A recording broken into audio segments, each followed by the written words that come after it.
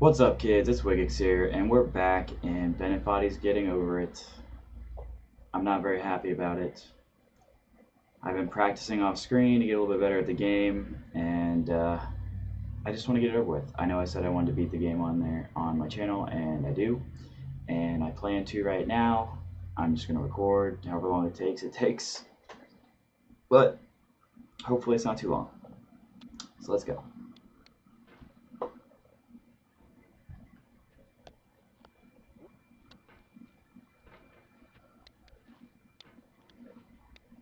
There's no feeling more intense than starting over. If you deleted your homework the day before it was due, as I have, or if you left your wallet at home and you have to go back after spending an hour in the commute. If you won some money at the casino and then put all your winnings on red but it came up black. If you got your best shirt dry cleaned before a wedding and then immediately dropped food on it. If you won an argument with a friend and then later discovered that they just returned to their original view. Starting over is harder than starting up. If you're not ready for that, like if you've already had a bad day, then what you're about to go through might be too much. Feel free to go away and come back. I'll be here. Alright, thanks for coming with me on this trip. I'll understand if you have to take a break at any point. Just find a safe place to stop and quit the game. Don't worry, I'll save your progress, always, even your mistakes. This game is a homage to a free game that came out in 2002, titled Sexy Hiking. The author of that game was Jazzo, a mysterious Czech designer who was known at the time as the father of B games. And B games are rough assemblages of found objects. Designers slap them together very quickly and freely, and they're often too rough and unfriendly to gain much of a following. They're built more for the joy of building them than as polished products. In a certain way, Sexy Hiking is the perfect embodiment of a B game. It's built almost entirely out of found and recycled parts, and it's one of the most unusual and unfriendly games of its time. In it, your task is simply to drag yourself up a mountain with a hammer. And that act of climbing, in the digital world or in real life, has certain essential properties that give the game its flavor. No amount of forward progress is guaranteed. Some cliffs are too sheer or too slippery. And the player is constantly, unremittingly in danger of falling and losing everything. Anyway, when you start Sexy Hiking, you're standing next to this dead tree that blocks the way to the entire rest of the game. It might take you an hour to get over that tree. A lot of people never got past it. Prod and you poke at it, exploring the limits of your reach and your strength, trying to find a way up and over. And there's a sense of truth in that lack of compromise. Most obstacles in video game worlds are fake. You can be completely confident in your ability to get through them once you have the correct method or the correct equipment or just by spending enough time. In that sense, every pixelated obstacle in Sexy Hiking is real. The obstacles in Sexy Hiking are unyielding, and that makes the game uniquely frustrating. But I'm not sure Jazzo intended to make a frustrating game. The frustration is just essential to the act of climbing, and it's authentic to the process of building a game about climbing. A funny thing happened to me as I was building this mountain. I'd have an idea for a new obstacle, and I'd build it, test it, and it would usually turn out to be unreasonably hard. But I couldn't bring myself to make it easier. It already felt like my inability to get past the new obstacle was my fault as a player rather than as a builder.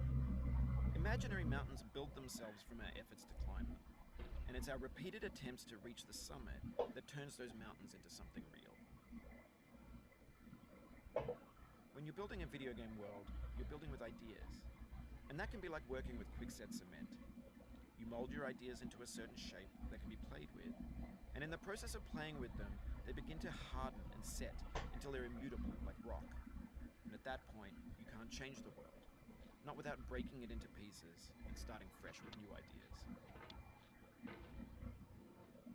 For years now, people have been predicting that games would soon be made out of prefabricated objects, bought in a store and assembled into a world. And for the most part, that hasn't happened, because the objects in the stores are trash. I don't mean they look bad or that they're badly made, although a lot of them are. I mean they're trash in the way that food becomes trash as soon as you put it in the sink. Things are made to be consumed and used in a certain context, and once the moment is gone, they transform into garbage. In the context of technology, those moments pass by in seconds. Over time, we've poured more and more refuse into this vast digital landfill that we call the internet. It now vastly outnumbers and outweighs the things that are fresh and untainted and unused. When everything around us is cultural trash, trash becomes the new medium, the lingua franca of the digital age. And you can build culture out of trash. But only trash culture. B games, B movies, B music, B philosophy. Maybe this is what digital culture is. A monstrous mountain of trash, the ash heap of creativity's fountain. A landfill with everything we ever thought of in it. Grand, infinite, and unsorted. There's 3D models of breakfast, Gen X's fanfic novels, scan magazines, green screen Shia LaBeouf, banned snuff scenes on LiveLeak.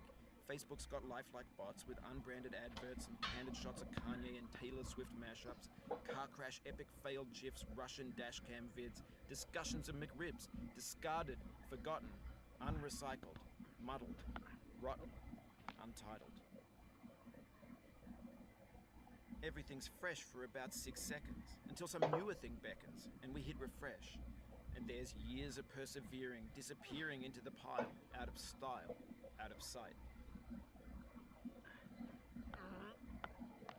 In this context, it's tempting to make friendly content that's gentle, that lets you churn through it but not earn it. Why make something demanding if it just gets piled up in the landfill, filed in with the bland things? When games were new, they wanted a lot from you. Daunting you, taunting you, resetting and delaying you. Players played stoically. Now everyone's turned off by that. They want to burn through it quickly. A quick fix for the fickle, some tricks for the clicks of the feckless. But that's not you, you're an acrobat. You could swallow a baseball bat. Now I know, most likely you're watching this on YouTube or Twitch, while some dude with 10 million views does it for you. Like a baby bird being fed chewed up food. That's culture too. But on the off chance that you're playing this, what I'm saying is, trash is disposable, but maybe it doesn't have to be approachable. What's the feeling like? Are you stressed? I guess you don't hate it if you got this far, feeling frustrated. It's underrated. An orange is sweet, juicy fruit locked inside a bitter peel.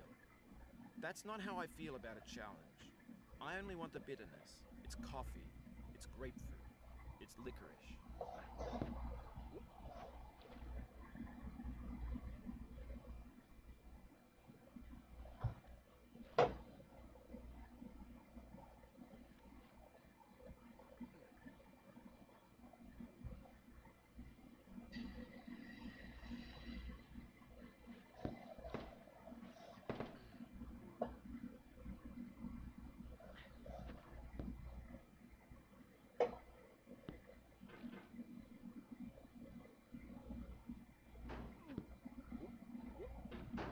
Oh, you just lost a lot of progress.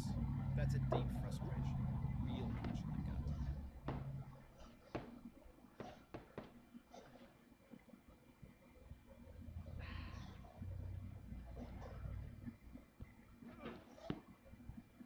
Oh.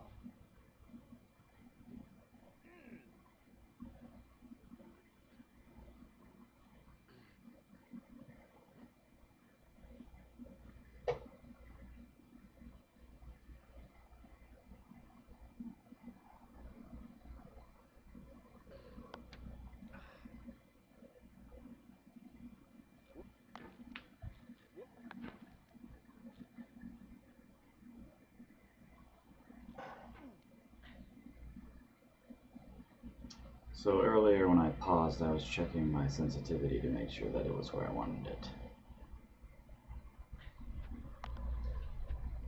I haven't really been talking because Bennett's been talking, like, a lot. Which I figured he would because if you get through things quickly, he has, like, set points on the map where he has his monologues. And if you hit them, they start the monologues. If you hit them early, he does them earlier. But the reason I left them on was to prove that this is me playing, and I'm not just like watching someone else play. Because the monologues would go off when I reach those points. And most people don't play with subtitles and Bennett body talking because it's annoying. Which I don't blame people for that because I don't really like playing with it on either.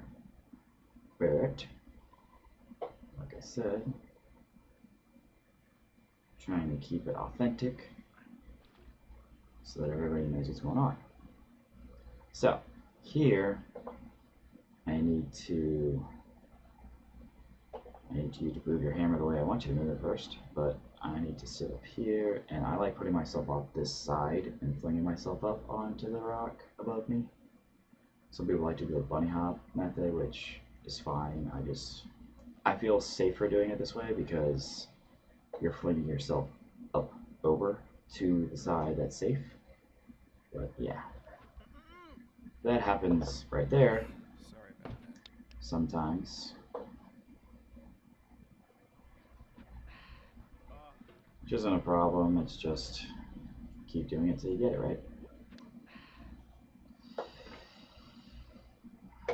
Or this stuff will happen for an hour and a half where he just doesn't want to listen to you because if he was going to listen to you, it makes the game too short.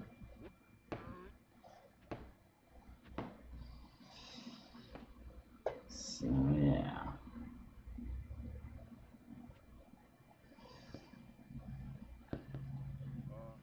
Oh, it happened again.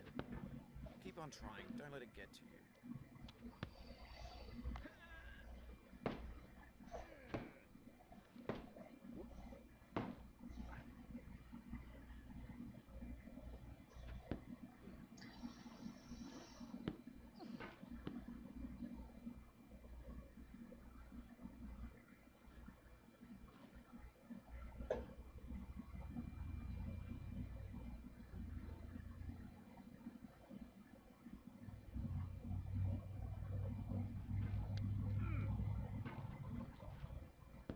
This thing that we call failure is not the falling down, but the staying down.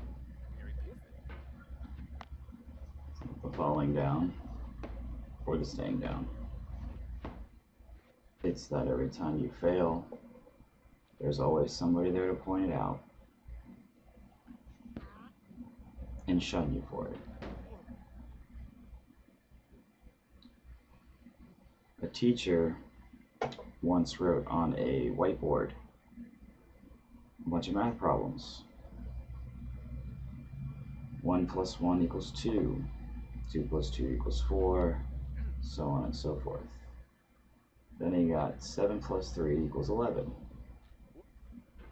And all the kids in the class were pointing out and laughing while he was still writing out the rest of the problems. And when he finally turned around and said, "What's going on?" one of the students raised their hand and said, "Teacher, you messed up. You put that 7 plus 3 equals 11, and 7 plus 3 doesn't equal 11. 7 plus 3 equals 10. And he said, "I know." And at which point all of the students looked at him very puzzled. And he said, "I intentionally did it incorrectly to show you the way that the world works. I know that you all know how to do the math problems I've written on the board, and I knew that you would see the mistake. But even though I wrote out 20 individual math problems, only thing you guys saw was the one I did incorrectly. No one paid any attention to the ones I did right. To show you that the world doesn't pay attention when you do something right. The world will only pay attention when you do something wrong."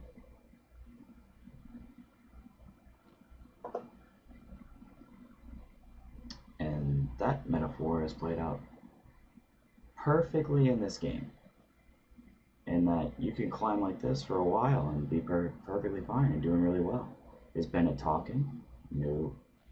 The second you fall, though, he'll be there.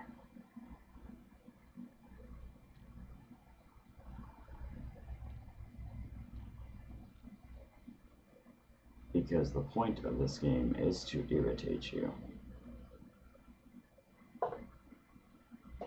Because if you become irritated enough to the point where you do not want to win and you are defeated, Bennett Foddy has then won. He has created something that you cannot finish or complete or conquer. And by being the one that created it, he essentially conquered you. It's almost like a power complex, which doesn't really bother me in the sense of like people needing to have something like that in their life to make them feel better. Alright, this is the hardest part in the game. So I'm going to stop talking.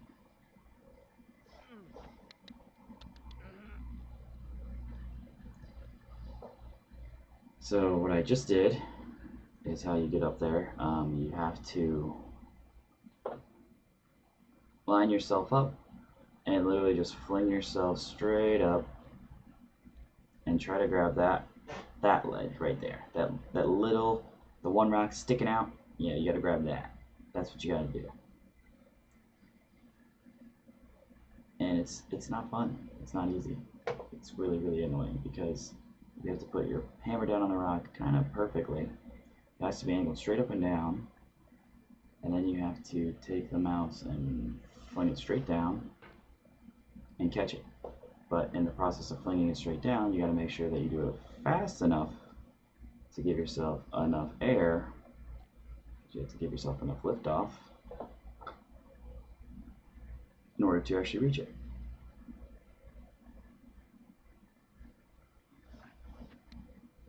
Like that.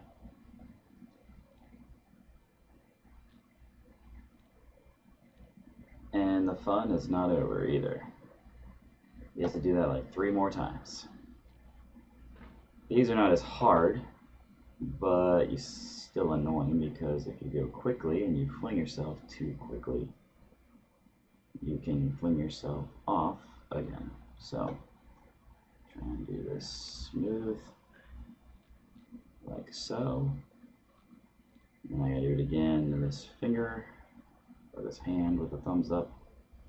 It's almost like it's saying, hey, you're doing a good job, and then the thumb flings you off the building, and then you're almost like, oh, well, see you later.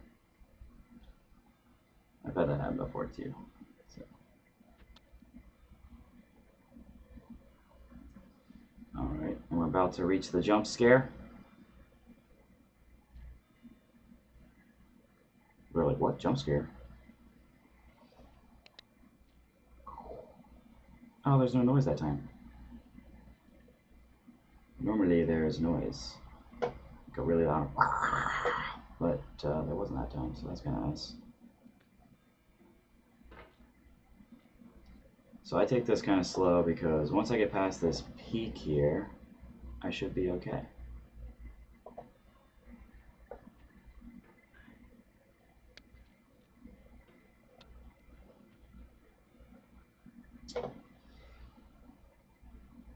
Yeah, I don't want to do that.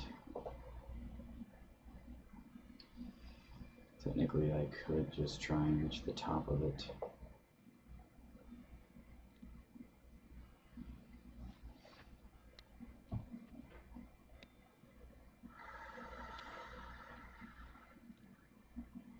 All right.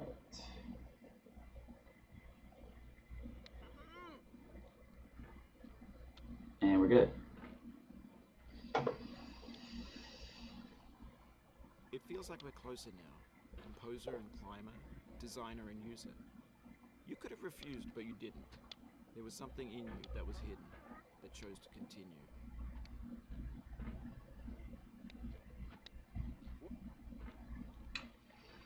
What was in it that chose to continue is my YouTube channel. Otherwise, I wouldn't be playing this. I can put money on that.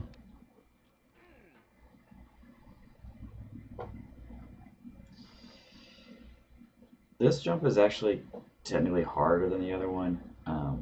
It's just there's no like potential of falling, so it's not hard. It's just tedious. You just gotta get through it. Yeah. Dun, dun, dun, dun.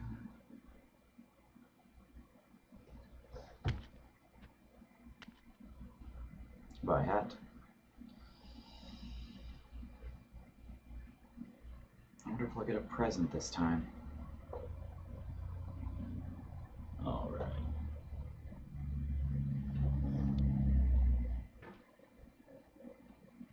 Yes, obviously, I have been through this before.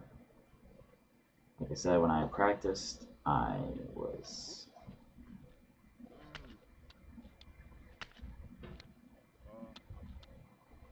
Stop. Stop jumping!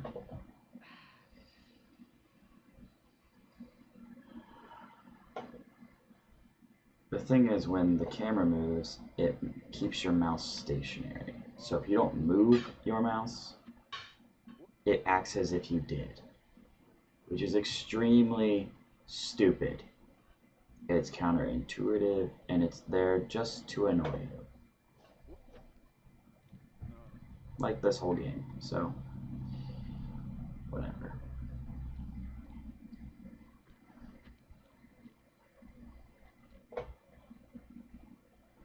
Yes, most of the game is this.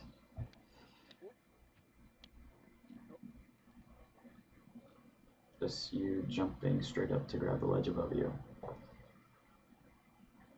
Well, once you get to the upper portion of the mountain. Really?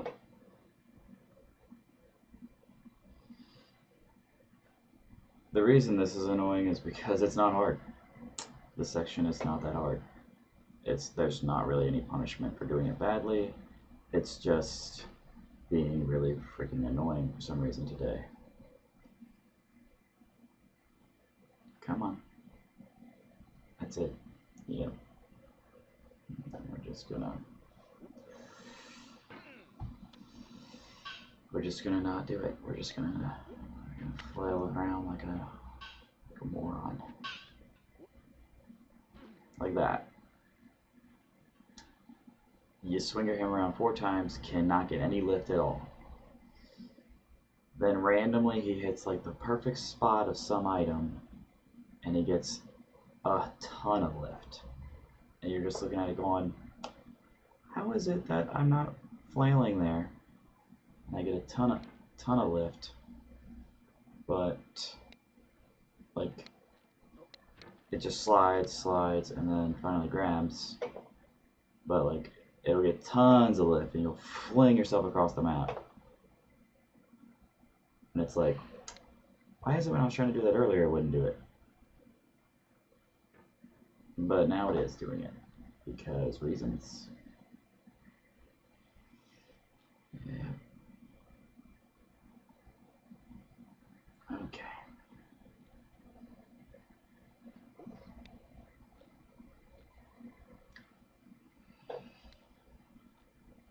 Yep. Just sit yourself down. Yeah. It means a lot to me that you've come this far, endured this much. Every wisecrack, every insensitivity, every setback you've forgiven me is a kingly gift that you've given me.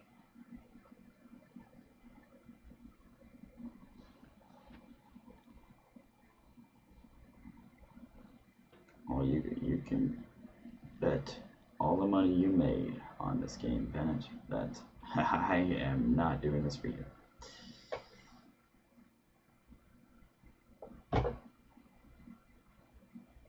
Oh, I don't hate Bennett Foddy or anything.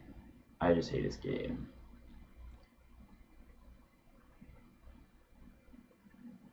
This isn't like I'm annoyed by him. I understand where he's coming from and what he's done. You fell from above, but I know you won't linger here. Your hammer's no longer, your jump is no stronger, but your hunger will tell.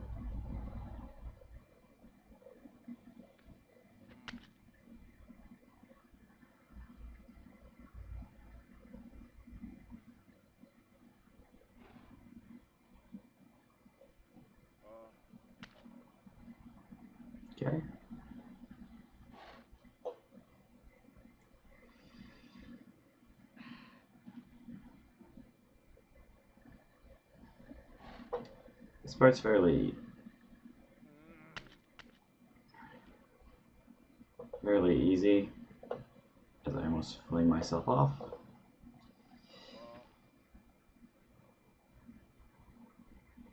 And I'm sorry, I haven't really been commenting a lot. I've just been playing because I just want it to end. I just want to get this over with.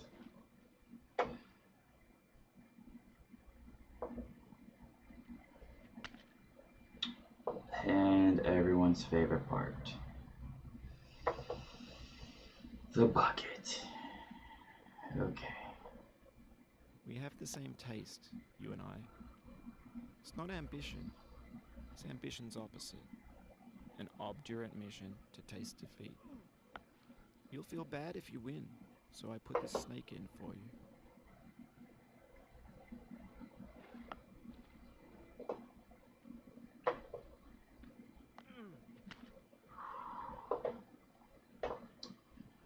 No, I'm not taking the snake. The snake sends you all the way back to the beginning. I'm not going to do that. It took way too much effort just to get up here.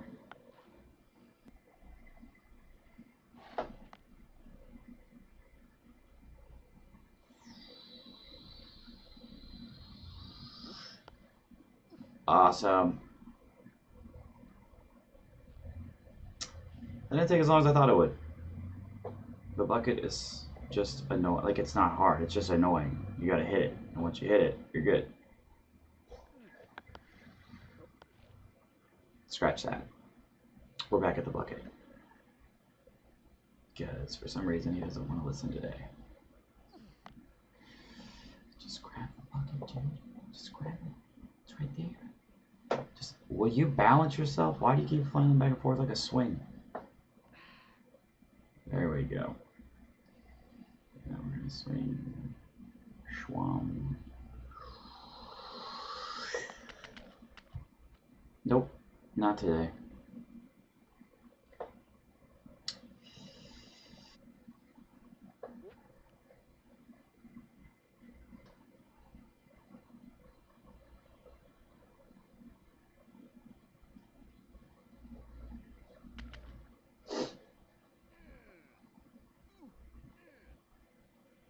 You how you are, you just have to say that you're fine when you're not really fine, but you just can't get into it because they would never understand. Well, that happened. See you at the top.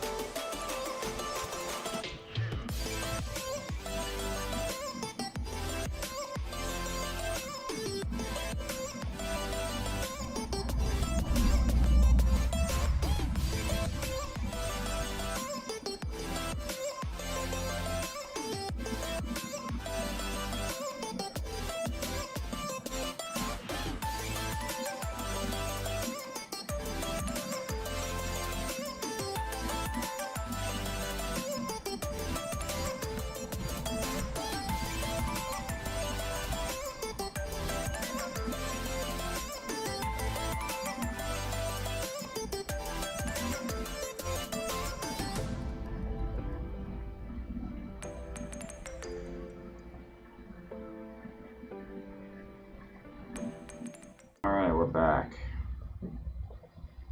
at the bucket. I cannot believe it flung me off onto the snake last time.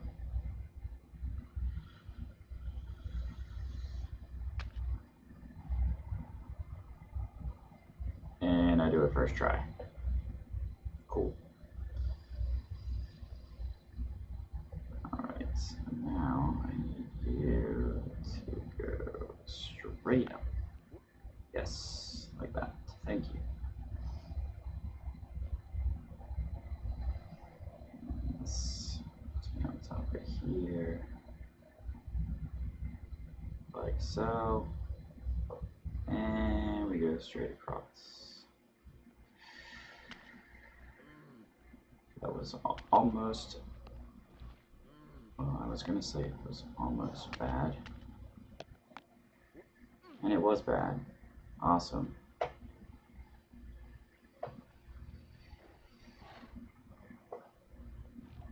This isn't even hard. I mean, the bucket's hard, but like doing that part up there, not hard. And the bucket's really not hard too. It's just getting the hammer to land on the correct spot of the bucket. That's the hard part because the thing moves. And if you're on one edge or the other, it's not going to work. But this isn't hard for some reason. Probably because I'm recording. It's got to make it more difficult for me. Yes, yes, yes, yes, yes. No. No. Yep. Yes. Okay. So now, just need you to fling yourself over. Yes. Alright. Most annoying part of the game now is over. Unless I fall back down there.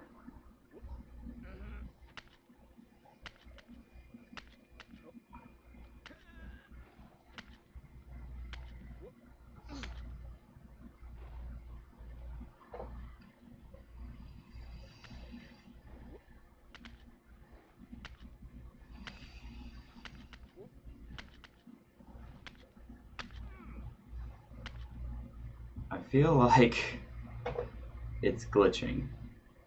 I think it's like with recording or something. I don't know. I don't know if it's glitching because OBS is running or because of it just fate doesn't want me to finish the game while recording. It's almost like it's taunting me, like, you should try. Have you thought about who you are in this? Are you the man in the pot, Diogenes? Are you his hand? Are you the top of his hammer? I think not. Where your hand moves, the hammer may not follow, nor the man, nor the man's hand. In this you're his will, his intent, the embodied resolve in his uphill ascent.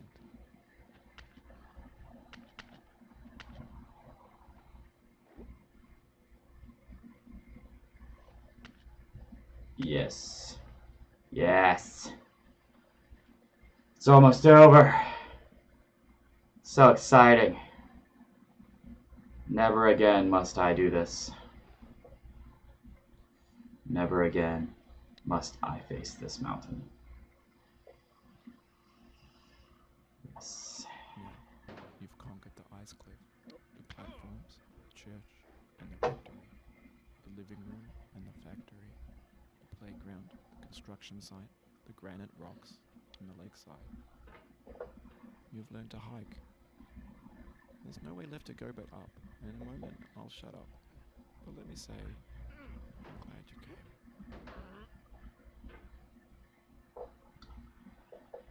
You're glad I came. I'm not.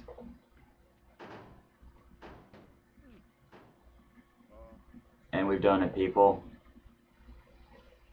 It's over. I dedicate this game to you, the one who came this far. I give it to you with all my love.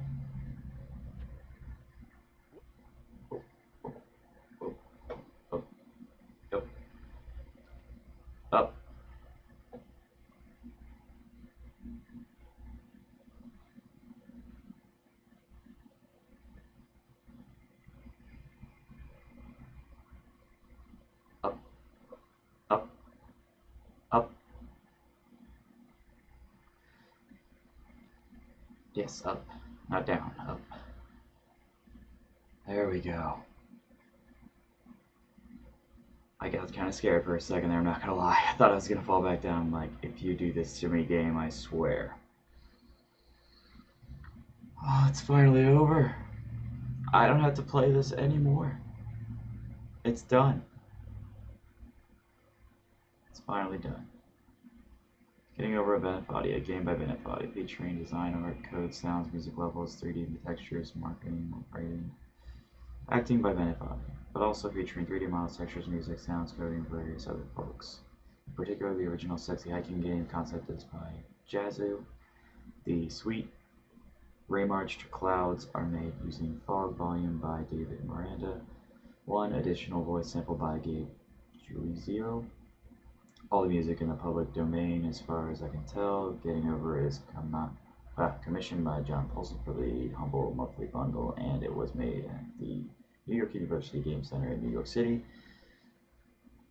I support at Botch at Zach Gage. It's been a while since I wrote anything by hand. It's making my fingers hurt. If you enjoyed this game, I bet you'll also enjoy the game that inspired a sexy icon by Jazzo, a great game still found at the website.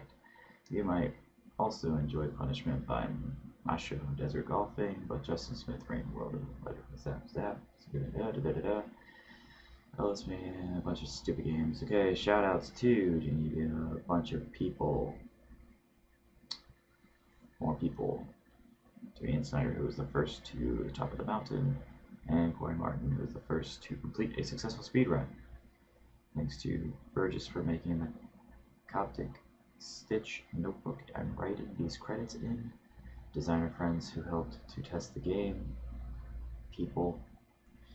Thanks to Jazzu, a genius and inspiration for this piece. I hope you get to play it one day. Thank you to Nina for Sybil and to Baby for the beginner's guide, and thanks to you for playing my game and for reading the credits. Sorry about that one time when you got all the way to the top and fell all the way to the bottom. Okay, that's it for me. Benefati 2017. Yeah, when I was on a bucket and it threw me on the snake and then I had to slide all the way down to the bottom again, yeah. That was very, very annoying. Okay.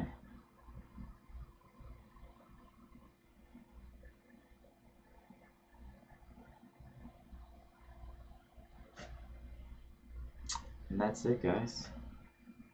Welcome to the top of the mountain. If you are alone, you can come inside and say hello.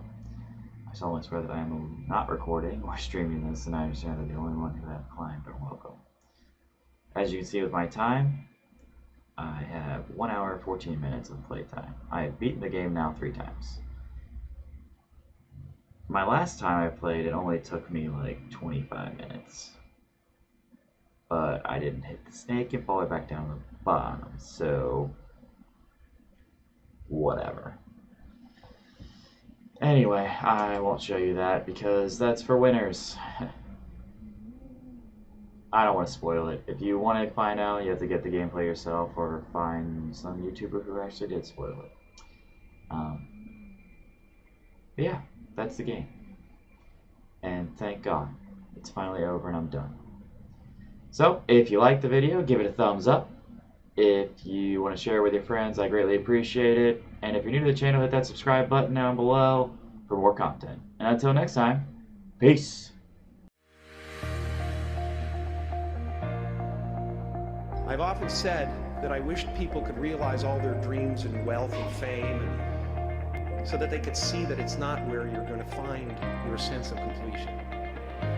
I can tell you from experience, the effect you have on others is the most valuable currency there is. And the courage to do the right thing in the face of overwhelming pressure, only the best leaders have that. There are 2 things that I think that great leaders need to have: empathy and perspective.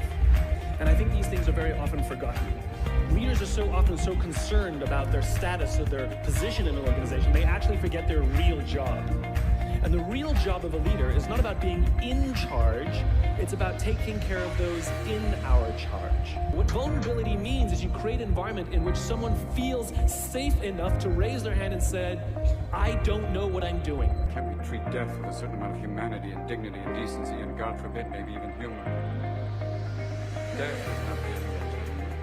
If we're gonna fight a disease, let's fight one of the most terrible diseases of all, indifference. A doctor's mission should be not just to prevent death, but also to improve the quality of life. That's why you treat a disease, you win, you lose.